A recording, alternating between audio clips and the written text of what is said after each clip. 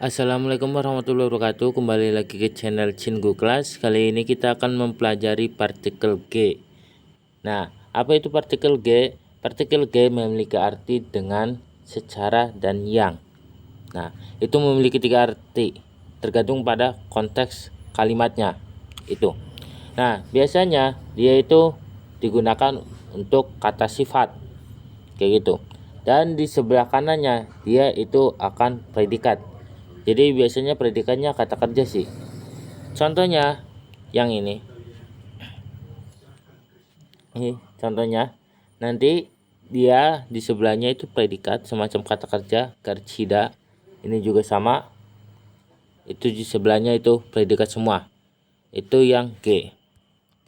Nah, kita mulai. Jadi bisa dibilang G tersebut mengubah kata sifat menjadi kata keterangan.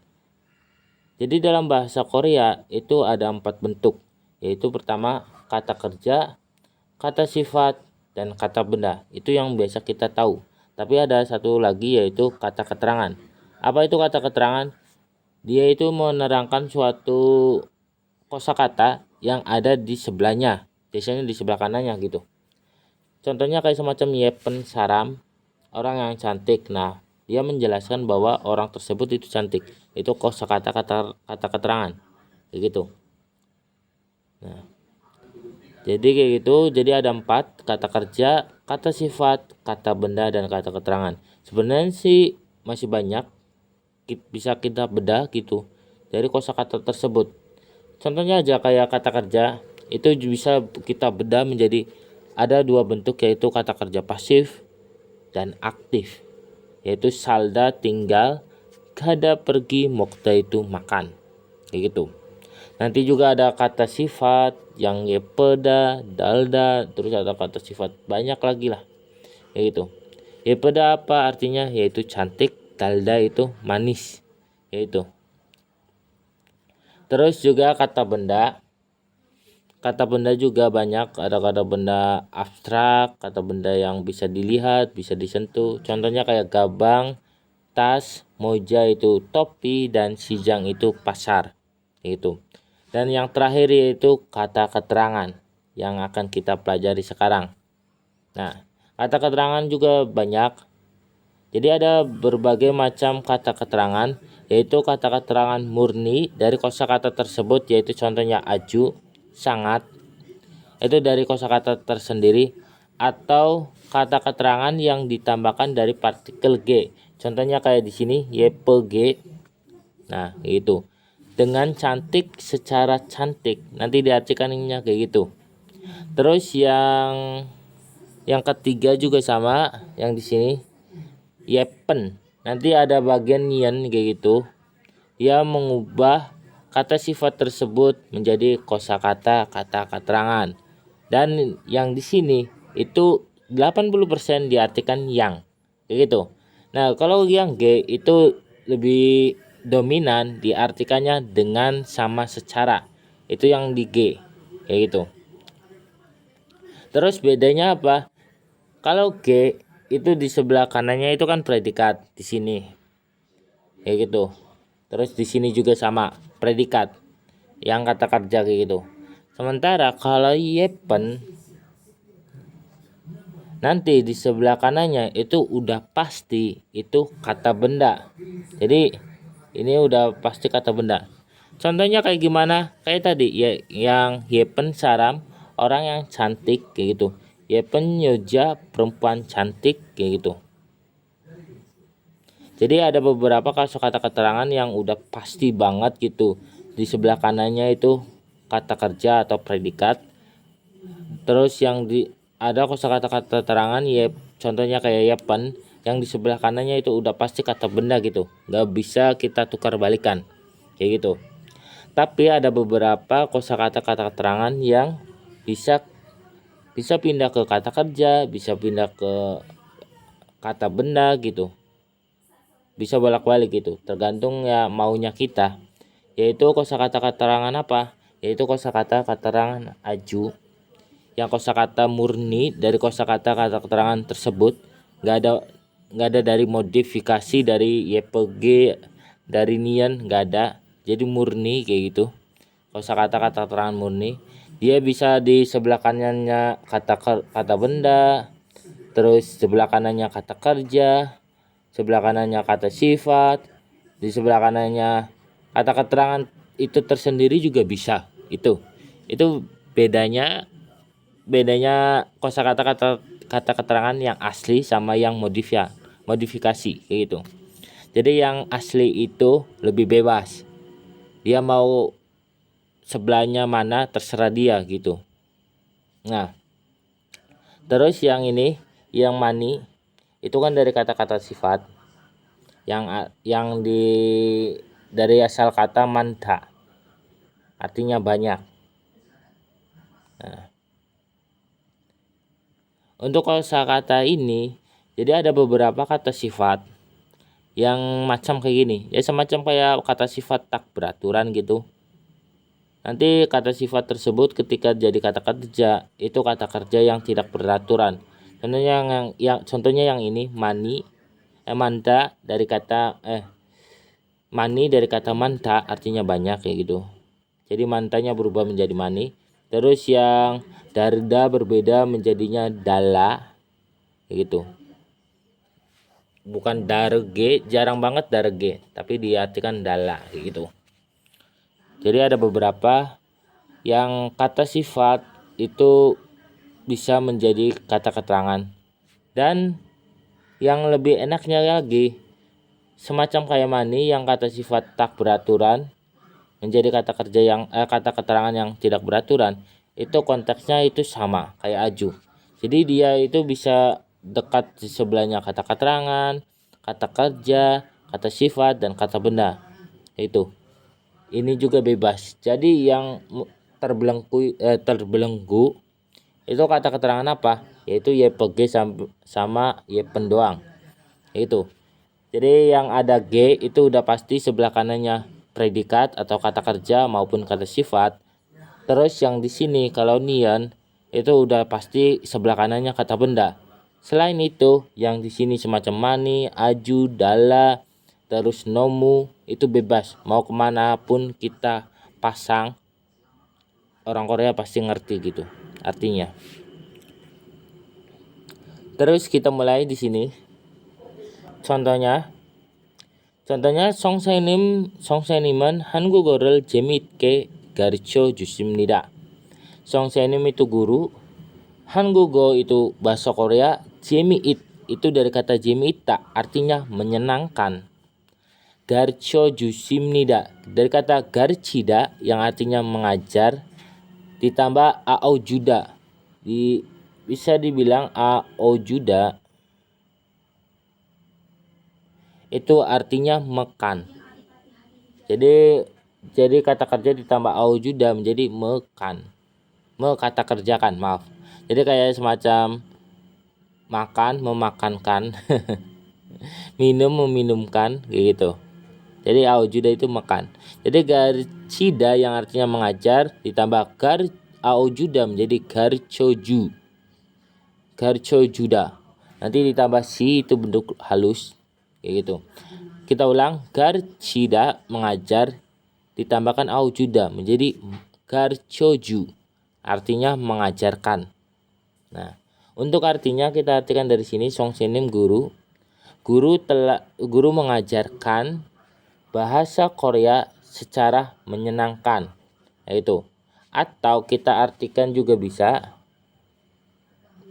guru mengajarkan bahasa Korea dengan menyenangkan, itu juga bisa kayak gitu.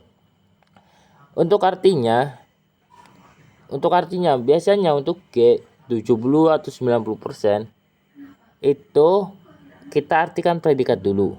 Habis predikat baru kita artikan objek. Itu posisinya dalam nerjemahin bahasa Indonesia. Kayak gitu.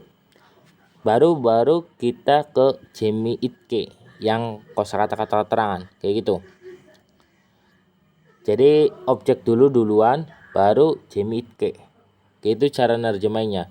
Tapi misal kalau partikel objeknya nggak ada, ya udah langsung predikat ke 재미있게 gitu. Terus apa lagi? Ketika misal kalimatnya yang ini, Songsenniman 재미있게 한국어를 가르쳐 주십니다. Nah, 재미있게nya itu kan taruhnya di duluan di sini, baru 한국어를 kayak gitu. Apakah bisa? Kalau untuk itu orang Korea sih pasti masih agak paham juga sih, karena itu ranah mereka. Tapi dalam susunan kata itu kurang tepat kayak gitu. Karena untuk tadi G itu udah hak patennya, dia itu di sebelah kanannya atau belakangnya itu harus predikat. Itu G. Kayak gitu. Tapi kalau untuk nerjemahin kita predikat dulu terus objek baru ke kata keterangan yang ada G-nya. Kayak gitu. Terus kita lanjut kalimat kedua. 날씨가 추우니까 옷을 따뜻하게 입으세요. 날씨 itu artinya cuaca. Cu dari kata 춥다. 춥다 itu artinya dingin. Nah gitu, 춥다 dingin. Nika itu karena, ot itu pakaian atau baju. 따뜻하게 dari kata 따뜻하다 itu artinya hangat. G-nya kita bisa artikan dengan atau secara hangat. Ibuseo pakailah dari kata ibta memakai. Ibuseo pakailah. Jadi kita artikan dari mana? Kita bisa artikan dari tengah di sini, karena cuacanya dingin, jadi pakailah baju dengan hangat atau secara hangat. Itu. Atau kalau mau dari belakang, pakailah baju dengan hangat karena cuacanya dingin. Itu. Oke. Terus kita lanjut yang kalimat ketiga. 머리를 짧게 잘라주세요. Kita ulang. 머리를 짧게 잘라주세요. 머리 itu kepala. Tapi kalau berhubungan di sini 짧게 sama jala, lebih enaknya kita morinya kita artikan rambut. Meskipun harusnya itu mori karak. Kayak gitu. Mori rambut, 짧게 itu dengan pendek atau secara pendek. Bisa diartikan yang pendek juga bisa. Jala dari kata jarda. Nanti kena aturan bulu kucik. Jarda itu artinya memotong. Ditambah aujuseo. Nah, aujuseo itu artinya tolong. Jadi tolonglah atau tolong potong rambut dengan pendek. Atau tolong potong rambut secara pendek. Kayak gitu.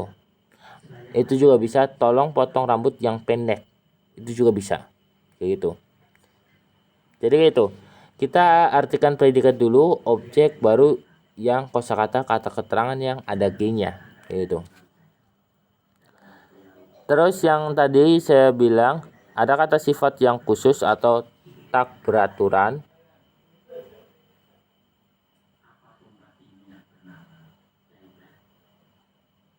Tak beraturan.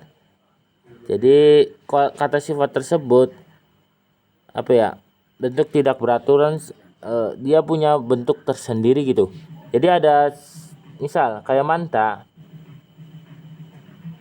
Itu bisa kita tambahkan jadi manke. Sebenarnya bisa manke.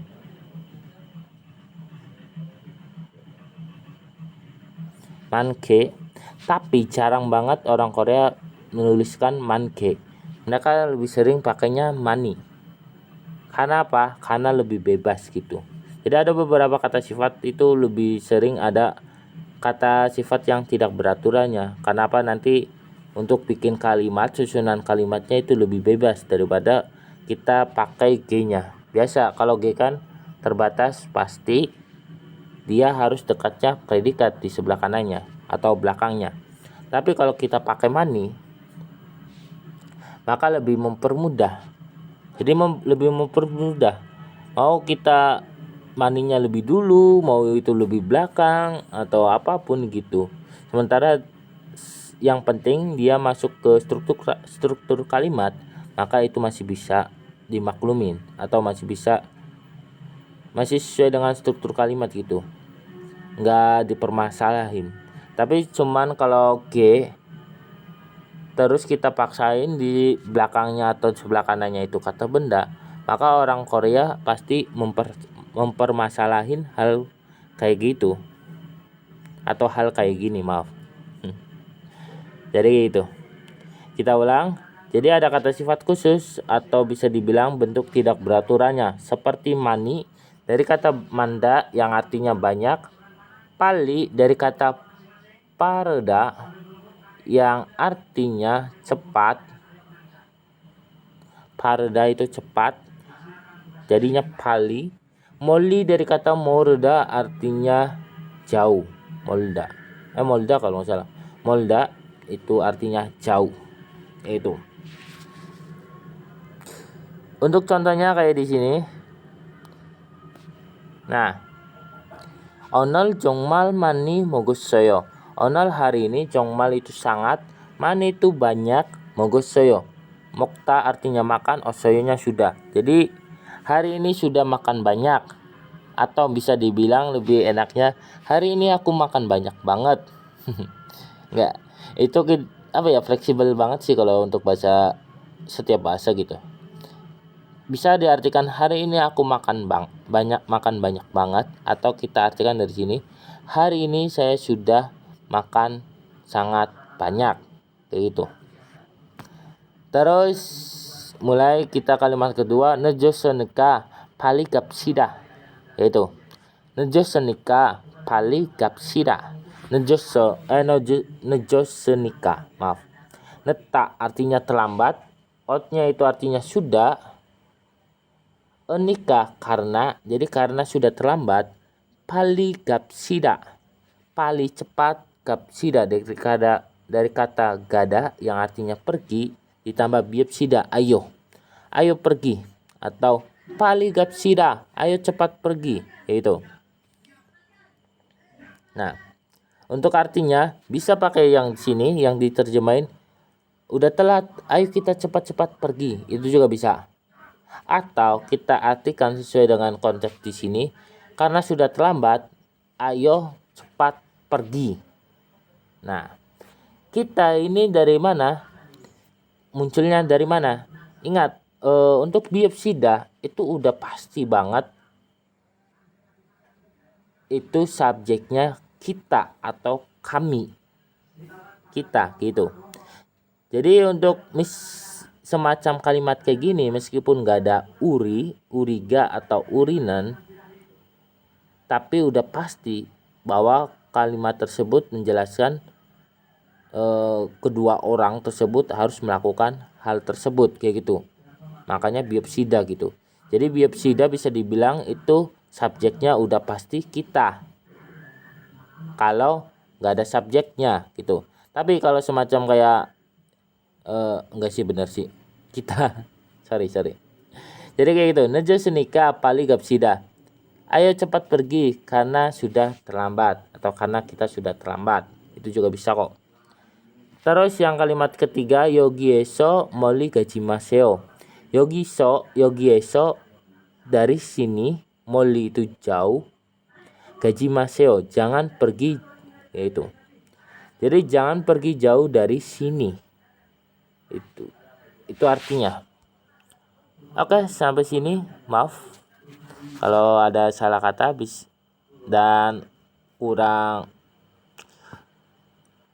dan merasa kurang dalam penjelasan, bisa tanyakan aja di kolom komentar. Sampai sini, wassalamualaikum warahmatullahi wabarakatuh.